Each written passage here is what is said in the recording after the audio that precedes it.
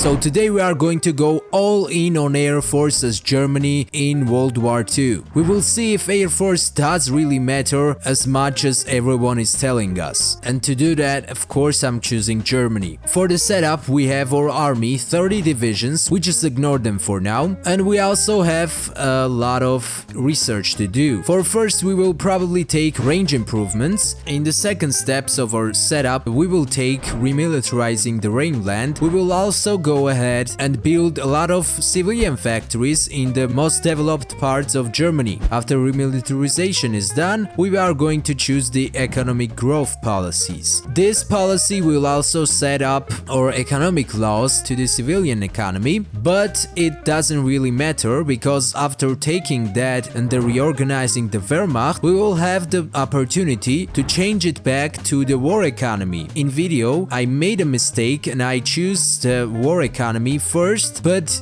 to do the right way, you just need to choose for first the advisor, this one, and he will give you economic loss cost of minus 33%, which is very good, and it makes a war economy cost 100 political power instead of 150 when you have at the start of the game. And so after choosing him and war economy, you are all set up. While we wait until Mefo builds are gone, we are going to research full Luftwaffe focuses in our focus branch. And also get ready. We are also going to move the production of our Air Force to the first lines. We set up 30 factories for each type of our Air Force, which is fighters and close air support, and 5 factories for bombers, because we will need them too eventually to strike logistics of the enemy. Now, after doing some focuses in the Air Force, we will have this opportunity to do the currency reforms, and then those 3 focuses of our economic branch, which will lower in half this very bad national modifier which we have here. It's giving us 75% of consumer goods, which is very bad and we cannot really survive with that. So after doing those 3 focuses, you will cut it in half, if not more than half. And also a thing I forgot to tell you is that you need to keep an eye on your agency, because we are going to use it. We have agents that we are going to use, and we also have our agency that we need to upgrade. The first target of our agency will be Poland, and we will gain collaboration government in Poland, and then we will move on France. And after France is done, we will go ahead with Soviet Union. Well, while doing all that, we are probably going to go and send our Air Force as volunteers to Spain. I don't really think it's a good idea, to be honest with you, because we are going to lose some planes there, and well, airplanes are very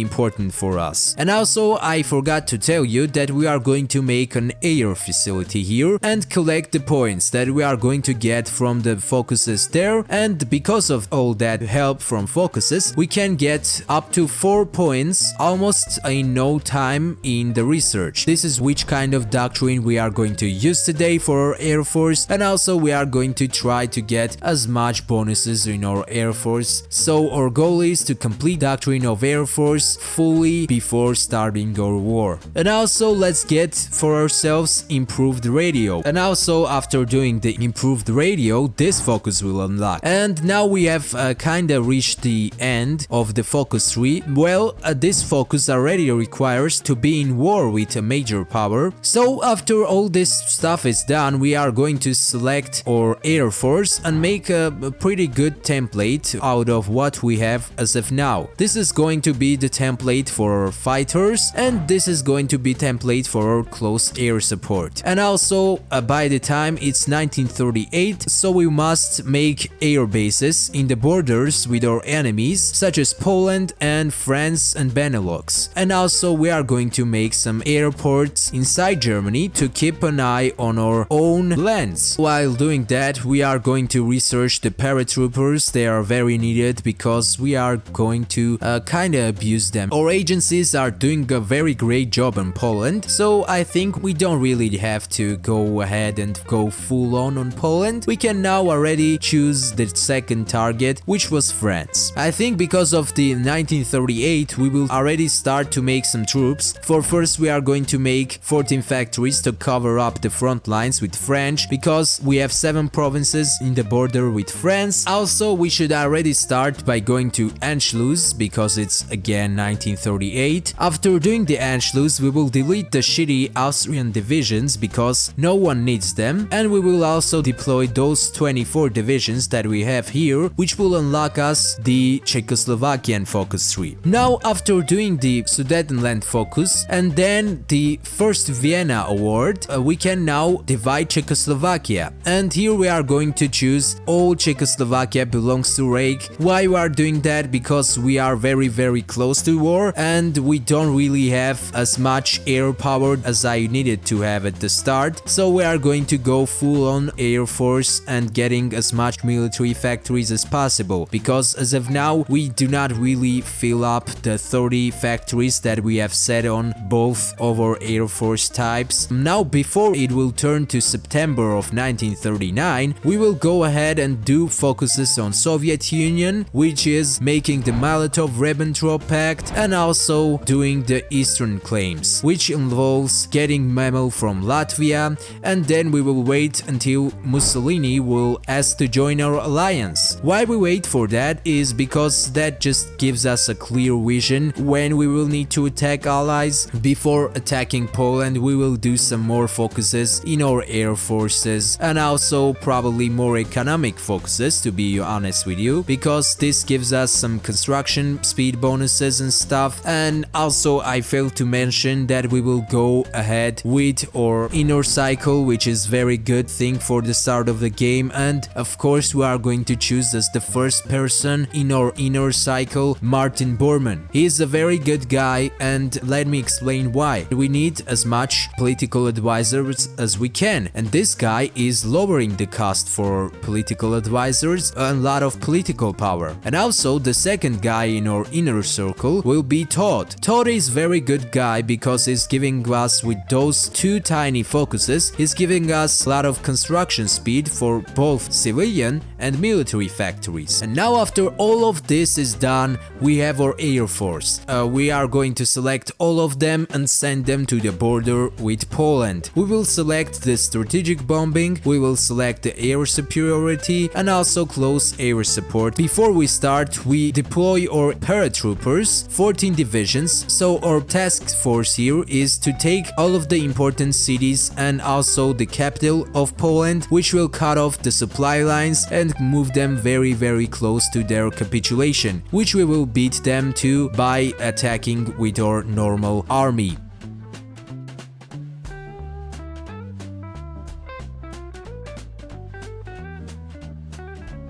And there we go, Poland is done and we got less than 30,000 casualties, which is very good. And the next target will definitely be France. Now we select our 1000 air units and we divide them in two parts. The first part will go and establish air dominance in central France. We'll make sure that our air bases, where our paratroopers stand, will not be bombed by enemy air force. And as you can see here, the ratio here is like 1 to 50, which is very crazy, but I still cannot understand why it's not giving me the opportunity to deploy our forces. I understand it now, I got it now. The problem was that we weren't bombing the French airports and also the French anti-air, and now that we did the strategic bombing, we are free to go. There we go, France capitulated. And also, as you see here, the Allied forces almost lost 9,000 air forces to or like 100 or 200 maybe. So our air forces are doing a very great job. Now the second target for us will be Britain. The first paratrooper mission failed in Britain miserably, and because of that we are going to make 48 new divisions to rise the cap for our special units. And now that we have 24 divisions of paratroopers, we will deploy it to the United Kingdom through the La Manche. There we go. Our air mission actually did work out and we have ports under our control, which means that Britain is cooked. Now, as you see here in your screen, our army arrived to the ports that we took out from Britain. And also a thing to mention here is that Britain didn't really have a good defenses here, which is very interesting, but they were probably busy in Africa's, but that didn't really play out well for them. And yes, this is our last push. After taking Liverpool and small cities in the north of Britain, Britain capitulates, which also makes the Allies capitulate. Now Italy got pretty high score in this war, which they didn't really deserve, so we will try to take everything out of their hands. But I'm probably going to give up some Middle Eastern lands for the Navy of United Kingdom. Now we are all set up, and the last target for Air Force will be the Soviet Union. Before starting our war with Soviet Union, we will need to make airports in Poland to, well, station our aircrafts. And also I failed to mention that we already have very big Air Force, bigger than we had in the start of the World War II. Now we are ready to go, and I guess we can start attacking Soviet Union.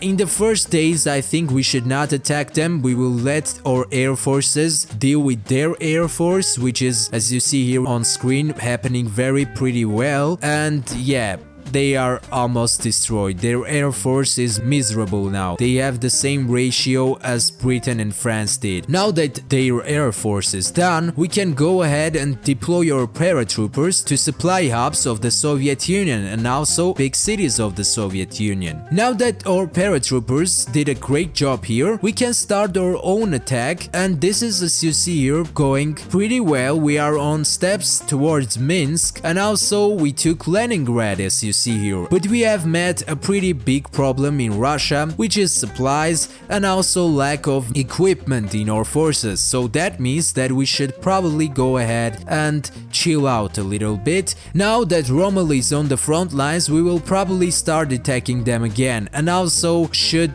try to do another paratrooper mission in the Soviet Union. As you see here, we did take Kiev from the Soviets, which does really mean a lot to us, but we failed to do a very good job in taking Ukraine. And I think here that we should add our allies. Maybe you will think that is a very bad thing to do. Let's try to get our allies involved. And as you see here, our allies are doing very great job, and Soviets are not covering their front lines here, which did make me very suspicious, because as you see here, Soviet Union is not really fighting anyone, but they still do not have their army. They don't have them in the front lines where or Romanian allies are fighting them. So that means that we could go possibly towards Stalingrad, which we do with our paratrooper divisions there. And also we succeed in taking Moscow from the Soviet Union, which means that we got 3 biggest cities in the Soviet Union. And here, as we succeed in making this huge encirclement, Soviet Union capitulates. We are done with Soviet Union, and we are also done with allies. The only thing left is Japan and United States of America. And Japan did actually declare war on us, but it's still okay, we can take care of them because we have the United Kingdom's Navy. And yes, this is the answer to my big question. Was the Air Force worth it? I will tell you straight up, it was worth it. This is how much you can get with going all in on Air Force. And the casualties, I will not talk about casualties. The casualties were minimal and the progress was maximal. So this was it. Thank you for watching. If you like this video, please subscribe, that will help a lot, and I'll see you next one. Goodbye.